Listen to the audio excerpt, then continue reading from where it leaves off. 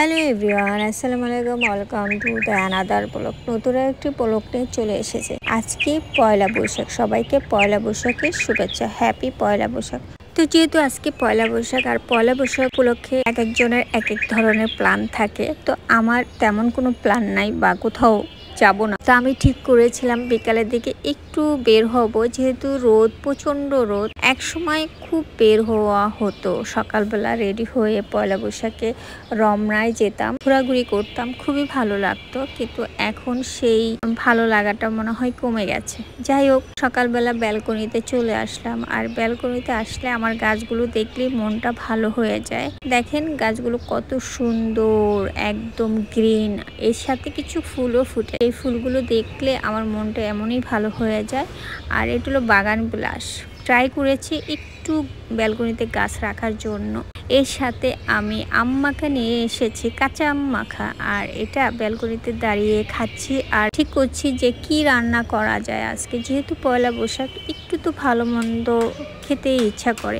আমাদের দেশে প্রায় বাঙালিরা এই কাজটি করে। পয়লা বৈশাখ আসলেই যে সকালবেলা বলেন আর দুপুরে রান্না একটু ভালো মন্দ থাকে। তা আমি কিচেনে চলে এসেছি। আর ইলিশ মাছ পয়লা বৈশাখে প্রধান খাবার হিসাবে শুরু হয়ে গেছে, মানে তৈরি হয়ে গেছে। মানে এটাই মনে হয়, ইলিশ মাছ ছাড়া মানে পয়লা বৈশাখ হয় না। এটা যে কিভাবে চলে আসছে মানুষের মধ্যে। যাই হোক, আমিও ইলিশ মাছ ভাজা শুরু করে দিয়েছি, যেহেতু আমার কাছে আমার ফ্রিজে ইলিশ মাছ ছিল।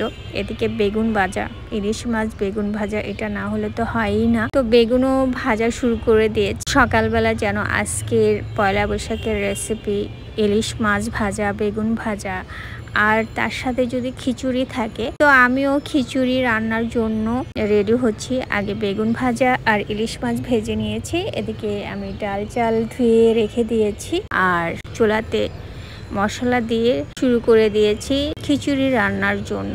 আর আজকের খিচুড়িটা ভুনা খিচুড়ি রান্না করব। আর প্রচণ্ড গরম পড়েছে। এই গরমে খিচুড়ি মানে কি বলবো, হেভি হয়ে যাবে। তারপরে কি আর করার, আমার খুব পছন্দ খিচুড়ি। আর এই গরমে খিচুড়িটা না খেয়ে মানে ভালো হতো, কারণ প্রচণ্ড গরম। মানে বৃষ্টি আসলে খিচুড়িটা বেশি ভালো লাগে। তো যাই হোক, অনেকদিন খিচুড়ি খাওয়া হয় না, সুযোগে খিচুড়িও খাওয়া হবে। তা আমি খিচুড়িটা বসিয়ে দিয়েছি।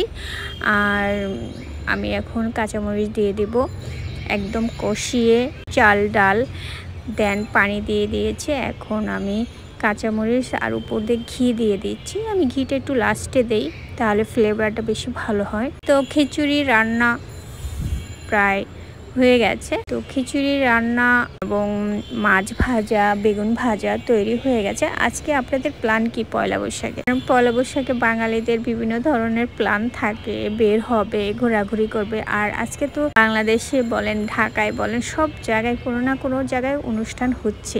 তো আমার খিচুড়ি হয়ে গেছে। এদিকে আমি তরমুজের জুস তৈরি করেছি, ঢেলে নিচ্ছি। আর টেবিলে সব খাবার রেডি করে ফেলেছি। কাবাব, এদিকে কাবাব ভেজে নিয়েছি। আর এখানে একটা বেগুনের চাটনি, আচারও বলতে পারেন, ডিম ভুনা। আমি সব রান্না আপনাদের সাথে শেয়ার করিনি। আর এদিকে পোলাও ছিল, যার যেটা খেতে ইচ্ছা করে। আর গরুর মাংস, সব কিছুর সাথে তো গরুর মাংস একদম লাগবেই। আর ছিল মুরগির রোস্ট। সব কিছু তৈরি হয়ে গেছে, এখন খাওয়ার পালা। তো এটাই ছিল আমার পয়লা বৈশাখের রেসিপি। আজকের এই পয়লা বৈশাখের রেসিপিগুলো আপনাদের কাছে কেমন লেগেছে কমেন্টস করে জানাবেন। সবাইকে আবারও নতুন করে পয়লা বৈশাখের শুভেচ্ছা। আর সকালবেলা আমরা বৌয়া ভাত খেয়েছিলাম, আর তার সাথে আমরা বের হয়ে গিয়েছি একটু বিকালের দিকে। যেহেতু মেলাতে অনেক কিছু এখানে পাওয়া যায়। আর আমরা এখানে শিশু একাডেমি, দোল চক্র, এখানে হস্তশিল্প, খুবই অনেক সুন্দর সুন্দর জিনিস পাওয়া যায়, ওইখানে চলে এসেছে। এটাই ছিল আমার পয়লা বৈশাখের ভিডিও। সবাই ভালো থাকবেন। আর প্লিজ আমার ফেসবুক পেজ আর ইউটিউব চ্যানেলটাকে সাবস্ক্রাইব করে পাশে থাকবেন। সবাইকে অনেক অনেক ধন্যবাদ। আল্লাহ হাফিজ।